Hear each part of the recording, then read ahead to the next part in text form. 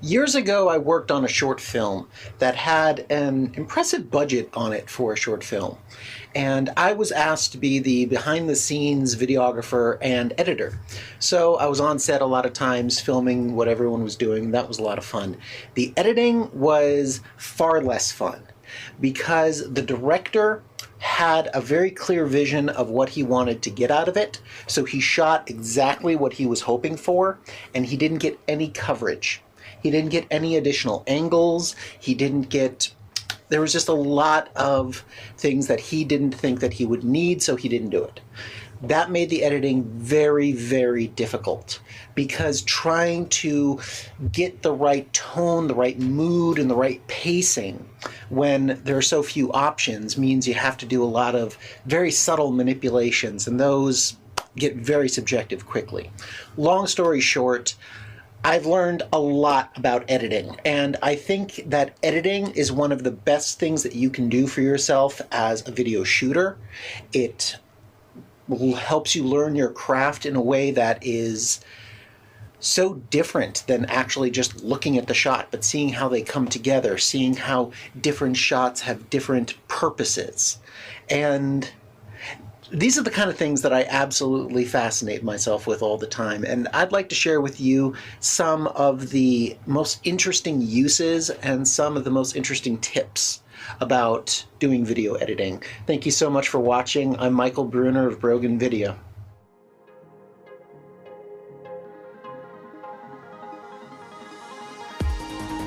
The most important thing that you can remember when you're shooting video is that you're not shooting footage to be shared. You are shooting footage to send to the editor. It's known as shoot for the edit.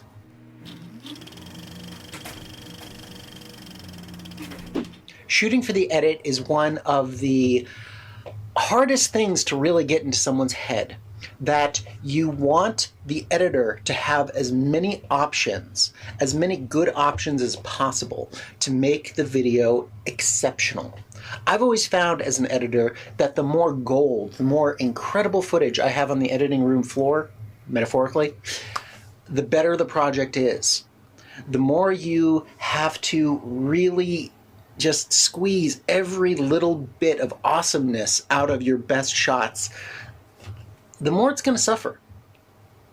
So when you're shooting, you want multiple takes, you want alternate angles, you want different ideas, you want to shoot as much as possible. The set and your time with the camera in your hands is not your time to be lazy. That is the time to always be looking for more shots, more interesting things that you can do.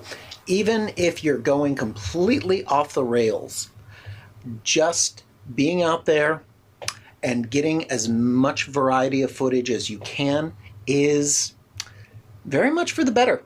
I would much rather that than someone who just shoots what's necessary.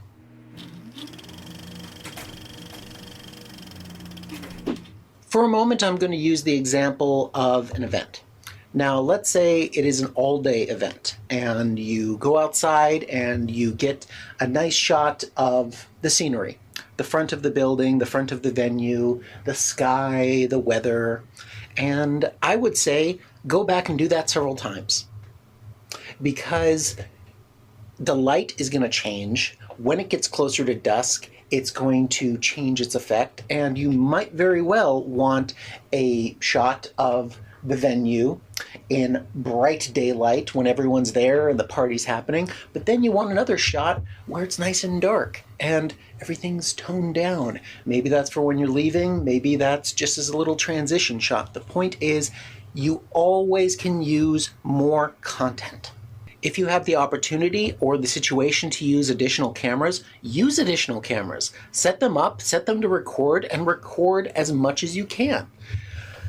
It is quite easy just to delete the footage that you don't use. So don't worry about using as much as you can. So don't worry about gathering as much footage as you can. You really cannot overdo it.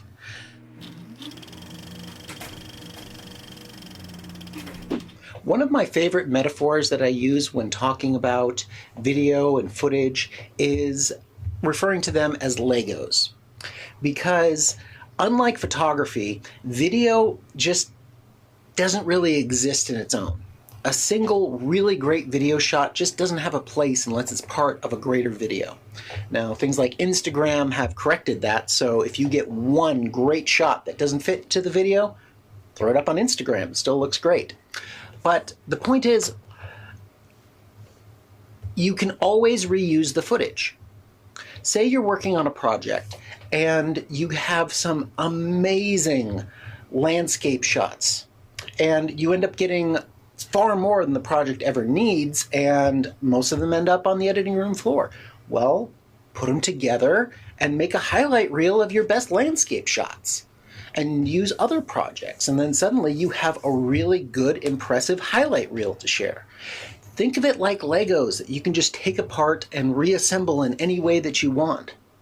That's the beautiful thing about non-destructive editing. The fact that you can just keep reusing it, repurposing it over and over again.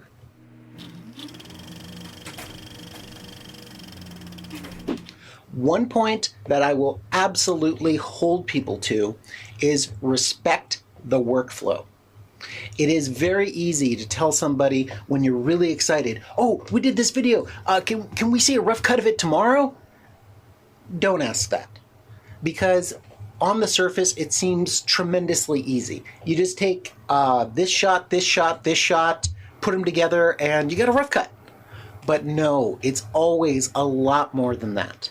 The footage needs to be backed up. It needs to be downloaded. It needs to be transcoded into a proper viewing format. Then it needs, depending on the size of the project, it may have to go through a editor's hands to make sure that everything is marked properly, and then you start editing. So it can be a day of pre-editor's work before you even get to putting it together. That's even if you can get started on it right away. So you have to respect the workflow, because the second you decide, I'm just going to skip all these pesky little pre-editor steps and just jump right to the part that I really want, that people are really excited to see, well, that's good, but then you're going to have to go back and undo all that work so that you can do the pre-editor work so you can get the main project done. It's just a foolish way of working. You want to do things in a row because that's just the right way to do it.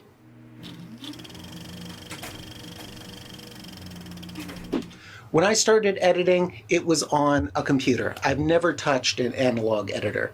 So I've always had the option of throwing on really cool color filters and all sorts of things the entire time I've always been editing.